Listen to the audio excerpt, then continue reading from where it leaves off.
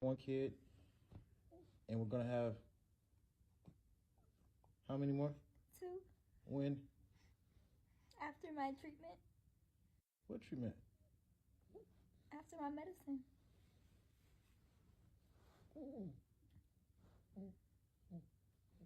We gotta wait till after my medicine. 2 more? But I want 10 kids. 2 down, 8 to go. You just gonna have with anybody? Hey, gorgeous people. How are you all doing today? Check out Maria David, and thank you so much for tuning in another interesting video. You do not need a psychic to tell you that she's been abused by that guy. Like, I just feel like there's sometimes when a lady is being abused constantly by her boyfriend or her husband, you can see it in her eyes, you can hear it from her voice, especially when she's answering some certain questions. You can, like, I could tell. I don't even know her before. I'm just seeing that video and knowing that he has actually done something like that to her before. Definitely, I'm 100% right. What is your take on this? Because she's fighting cancer, and you're like, "What's going to have another baby?" And she's like, "After the medicine, after the medicine." You can, when she said after the medicine, she was scared to death. She was scared that he could hit her and just beat her or something and be like, "I told you I'm having a baby and telling me after the medicine." And now he's asking, what medicine? You know she's sick and you're asking, what medicine? Anyways, what is your take on this? The short clip. Let me go ahead and roll some reaction for you all to watch to the end, and I'll share my thoughts at the end of the video. Hi, my name is Danielle, and we have one kid, and we're gonna have how many more? 2. When? After my treatment. What treatment? After my medicine.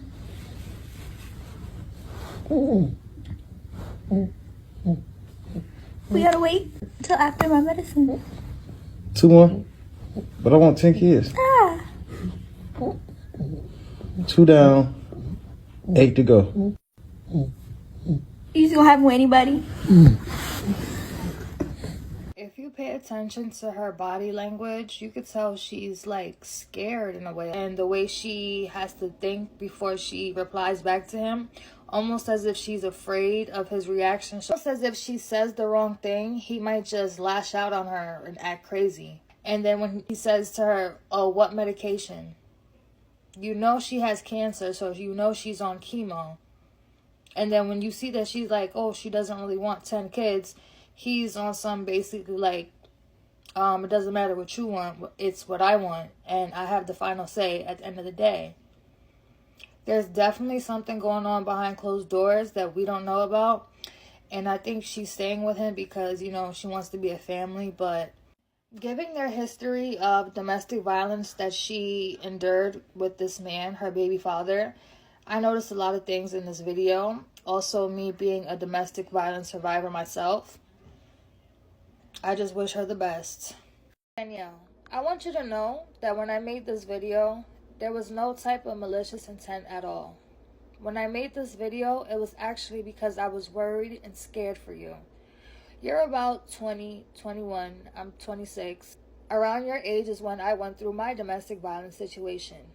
Not every woman gets out successfully. Your eyes show sadness, scared, nervous, anxious, and your body language shows offensive, scared as well, and you're kind of walking on eggshells when you say things, because I was in the same predicament.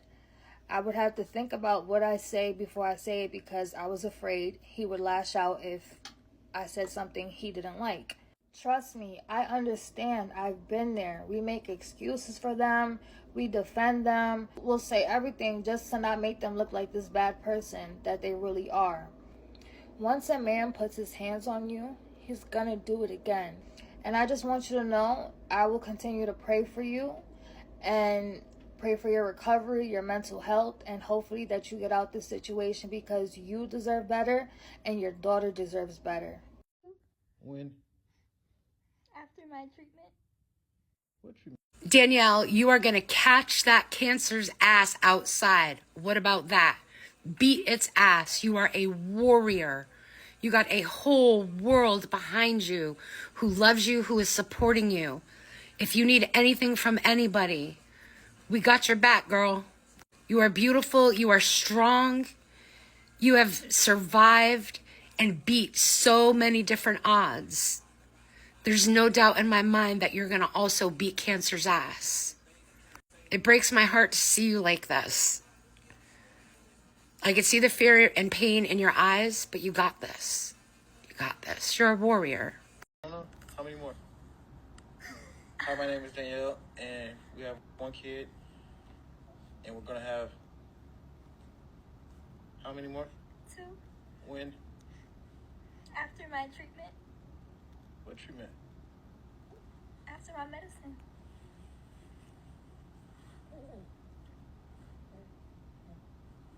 We gotta wait till after my medicine. 2 more? But I want 10 kids. Ah. 2 down, 8 to go.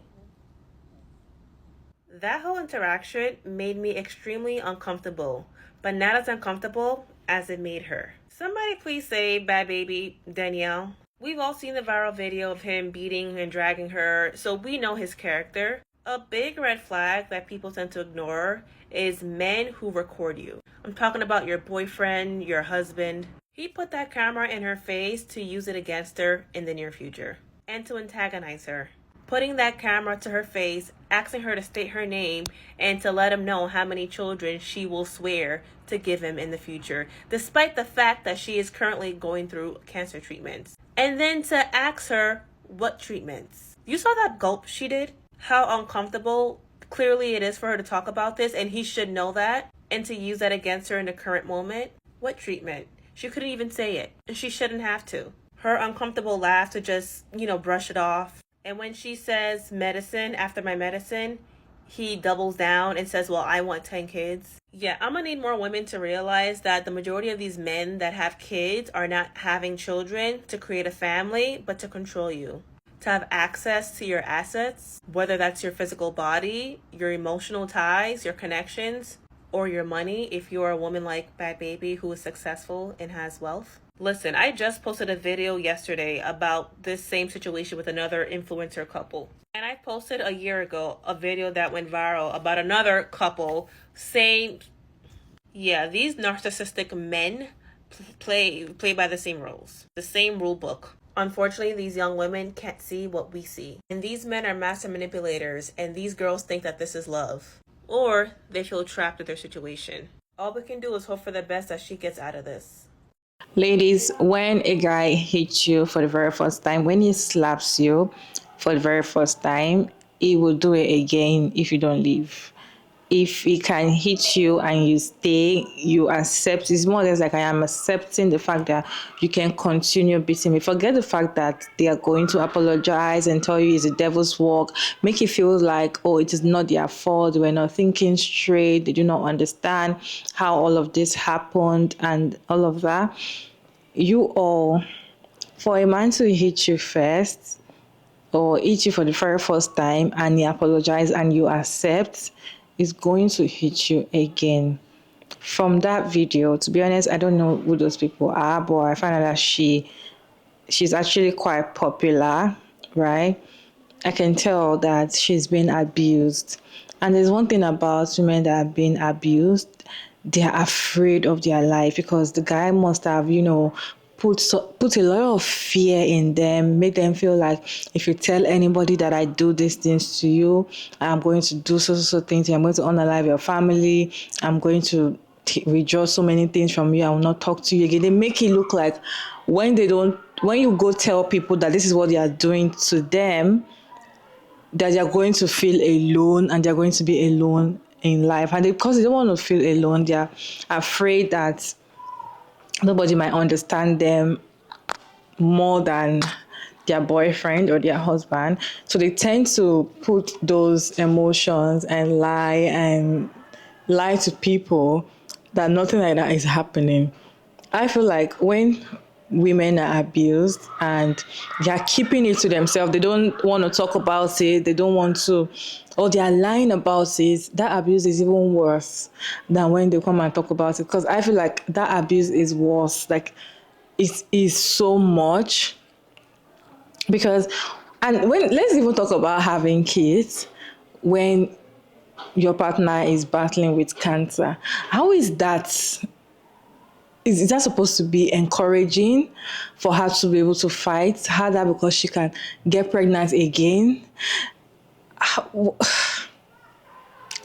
See, most of the time, I know, men do not want you to have their children just because they want to have kids, or they just want you to have it to tie you down, to always control you, to always be in charge over your life, to always drag you down, because they know that if you don't have enough children with them, they cannot control you enough. So they always want to give you children back to back, get you pregnant so that you can be trapped, right? How can your partner be battling with cancer and the next thing that comes to your head is how you're going to have kids? It's not even supposed to be a joke.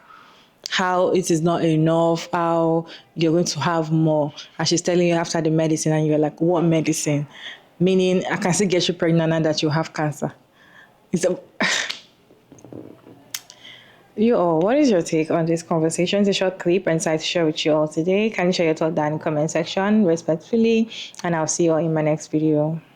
Bye.